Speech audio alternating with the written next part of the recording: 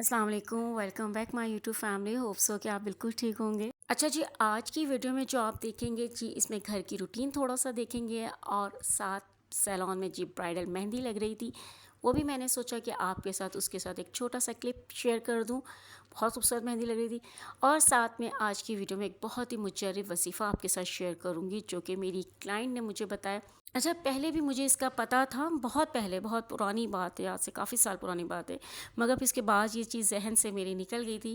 کل ویسے ہی سیلون میں ذکر ہو رہا تھا، تو پھر انہوں نے جب مجھے ذکر کیا کہ مشا آپ ولاگ بناتی ہو، تو آپ ضرور اس بارے میں بھی اپنے ان کو بتائیے گا، اپنے ویورز کو.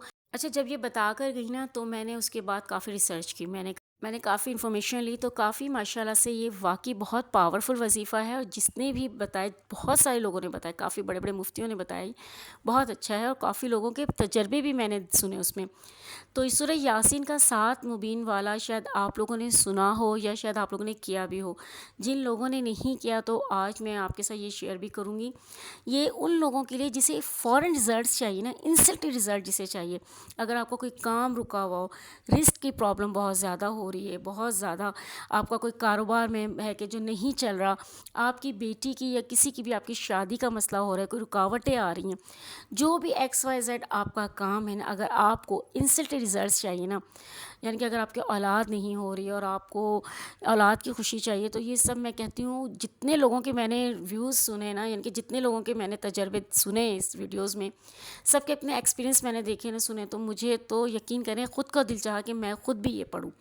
تو میں نے کہا یہ میں آپ کے ساتھ شیئر ضرور کروں گی. اور وہ یقین سے میری کلائنٹ کہہ رہی تھی، یقین کریں کہ اس میں اتنا یہ پاورفل عمل ہے نا، اتنی انسٹنٹ اس کے رزلٹس ہیں نا، کہ آپ 2 دفعہ یا 1 دفعہ بھی پڑھو گے نا، آپ کو ودن 3 ڈیز کے اندر اندر اس کے رزلٹس ملتے ہیں.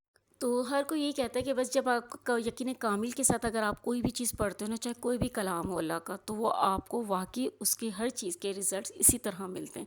میں ان سے یہی کہتی کہ جو بھی چیز ہم کوئی بھی چیز پڑھتے ہیں، استغفار بھی اگر ہم پورے سچے اور یقین کے ساتھ پڑھتے ہیں نا، کہ ہمارا انشاءاللہ اس کلام کی برکت سے ہر مسئلہ حل ہو جائے گا، تو اللہ تعالیٰ دیتا ہے، اللہ تعالیٰ قبول فرماتا ہے، اور انسٹنٹ رزلٹس اس کے بھی ملتے ہیں. اچھا، میں آپ کے ساتھ پہلے وظیفہ شیئر کر لیتی ہوں. بہت ہی سمپل سا ہے اور بہت آسان سا ہے.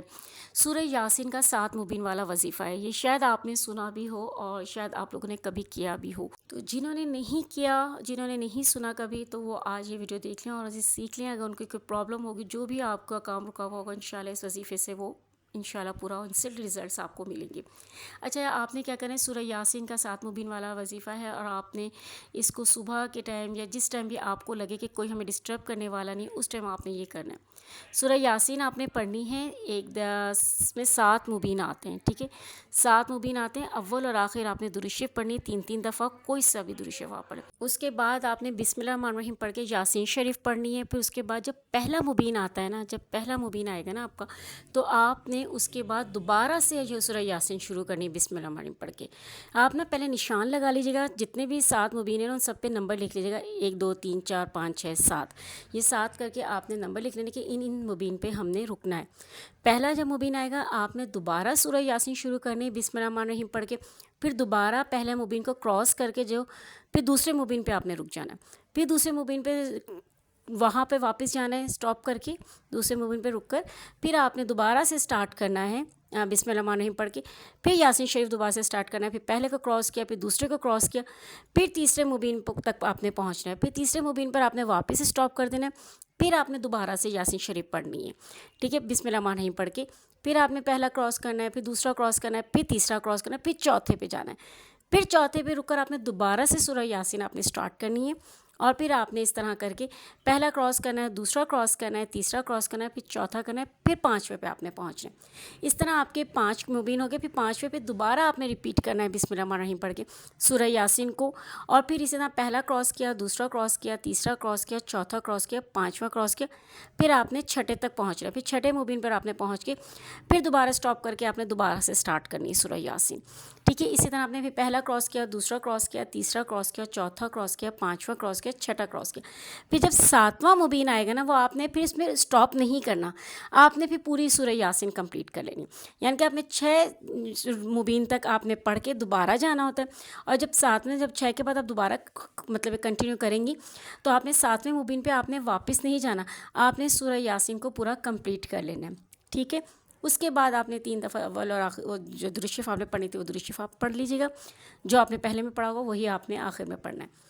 اس کے بعد آپ نے اللہ سے اپنے لیے حاجت کرنی ہے, دعا مانگنی ہے. جس مقصد کے لیے آپ پڑھ رہے ہیں اس مقصد کے لیے آپ نے دعا کرنی ہے, اور پورے یقین کے ساتھ آپ نے دعا مانگنی ہے. اور جب آپ پڑھیں یہ وظیفہ شروع کریں تو سب سے پہلے آپ کو اس بات کا یقین ہونا چاہیے, پورے یقین اور توکل کے ساتھ آپ نے یہ کام وظیفہ شروع کرنا ہے. اور یقین اتنا ہونا چاہیے کہ آپ کے دل میں, دماغ میں ذرا بھی ڈاؤٹ نہ ہو, بالکل بھی ڈاؤٹ نہ ہو کوئی کہ یہ ہوگا نہیں ہوگا, کب ہوگا, کیسے ہوگا. آپ لوگوں نے نا اللہ پہ پورا ایمان, پورا توکل رکھ کر بس آپ نے یہ وظیفہ اسٹارٹ کرنا ہے. اچھا, جب بھی کوئی وظیفہ کریں یا کچھ بھی ذکر کریں اللہ کا, تو ہمیشہ اس طرح کا ہونا چاہیے کہ دل کا آپ کا بالکل صاف ہونا چاہیے.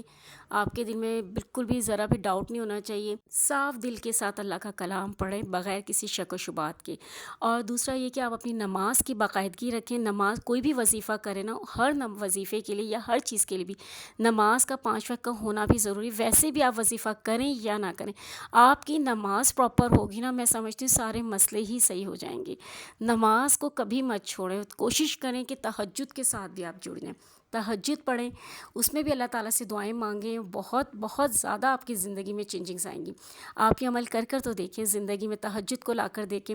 5 وقت کی روٹین میں نماز آپ کی پراپر ہونی چاہیے, کیونکہ نماز سب سے پہلے نماز ہے, پھر باقی ساری چیزیں ہیں.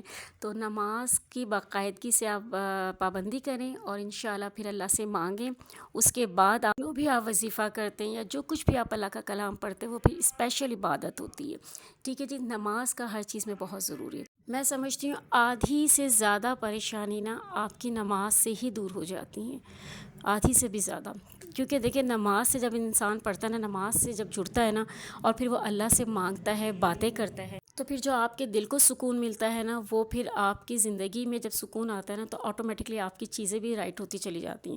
جو فرسٹریشن ہوتی ہے, جو انزائٹی ہوتی ہے, بندہ چڑچڑا ہوتا ہے اپنے حالات کی وجہ سے, نماز پڑھ کے وہ بندہ تھوڑا سا ریلیکس ہوتا ہے تو مائنڈ بھی سیٹ ہوتا ہے. جب مائنڈ سیٹ ہوتا ہے نا تو گھر کی چیزیں جو الٹی پھلٹی لگ رہی تھی, جو حالات الٹے پھلٹے لگ رہے ہوتے ہیں نا, وہ بھی بڑے سیٹل لگتے ہیں. پھر کہتے ہیں چلو ٹھیک ہے, تھوڑا سا نا کول ڈاؤن ہو جاتا ہے بندہ. میں کہتی ہوں نماز از اے موسٹ امپورٹنٹ. آپ نے نماز نہیں چھوڑنی, اور خاص طور پہ آپ کوشش کریں کہ آپ کو تہجد ضرور ملے, اس میں ٹائم نکالو. یہ وظیفہ بھی کوشش کیجیے گا کہ تہجد میں کیجیے گا تاکہ آپ کو کوئی ڈسٹرب کرنے والا نہ ہو. تو ہوپ سو کہ آج کی ویڈیو آپ کو اچھی لگے گی. ویڈیو اچھی لگے تو پلیز ویڈیو کو لائک ضرور کر دیجیے گا, کوئی پیارا سا کمنٹ ضرور کر دیجیے گا. اپنا بہت خیال رکھیے گا, دعا میں مجھے یاد رکھیے گا. اللہ حافظ اینڈ ٹیک کیئر.